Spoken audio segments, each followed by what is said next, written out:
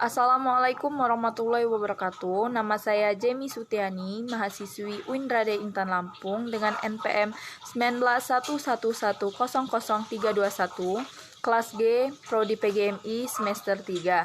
Di sini saya akan menjelaskan materi yang berjudul Pandangan Filsafat tentang Metodologi Pendidikan Islam. Yang pertama yaitu pengertian metodologi pendidikan Islam.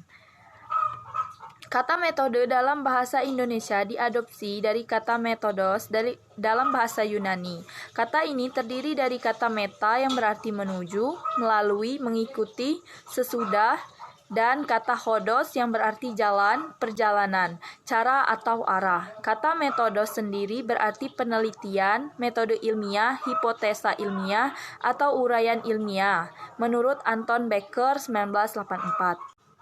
Dan metode pendidikan Islam mempunyai arti antara lain yang pertama, jalan untuk menanamkan pengetahuan agama pada diri seseorang sehingga terlihat dalam pribadi objek sasaran, yaitu pribadi yang islami, menurut Abuddin Natta. Kedua, cara untuk memahami, mengenali, dan mengembangkan ajaran Islam sehingga terus berkembang sesuai dengan perkembangan zaman. Yang kedua, prinsip-prinsip metode pendidikan Islam. Metode pendidikan Islam dalam penerapannya banyak menyangkut permasalahan individual atau sosial, peserta didik dan pendidik itu sendiri. Sehingga dalam menggunakan metode, seorang pendidik harus memperhatikan dasar-dasar umum metode pendidikan Islam. Sebab metode pendidikan itu hanyalah merupakan sarana atau jalan menuju tujuan pendidikan.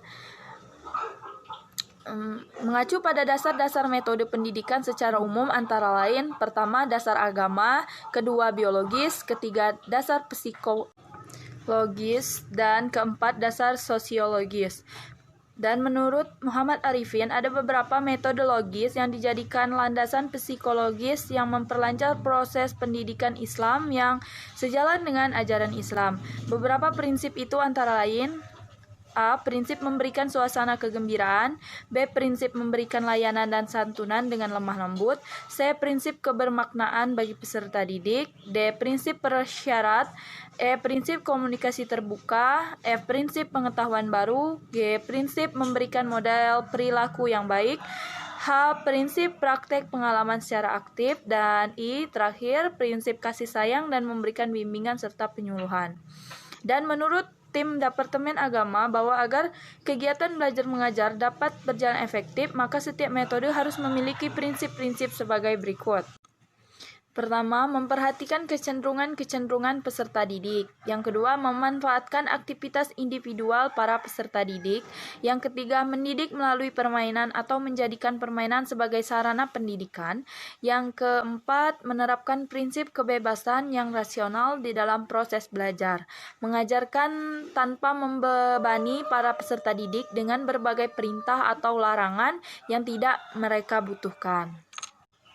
Selanjutnya, macam-macam metode pendidikan Islam. Dilihat dari beberapa prinsip pendidikan Islam yang tergambar di dalam ajaran Islam yaitu Al-Quran dan Al-Hadis, maka dapat ditarik banyak metode pendidikan yang tidak metode pendidikan Islam, yaitu pertama metode teladan. Metode ini dianggap penting karena aspek agama yang terpenting adalah akhlak yang termasuk dalam kawasan efektif yang terwujud dalam bentuk tingkah laku. Yang kedua yaitu menurut Jauhari Mukhtar, metode pendidikan Islam secara garis besar terdiri dari 5 yaitu: pertama metode keteladanan, kedua metode pembiasaan, ketiga metode nasihat, keempat metode pemberi perhatian, dan kelima metode hukuman.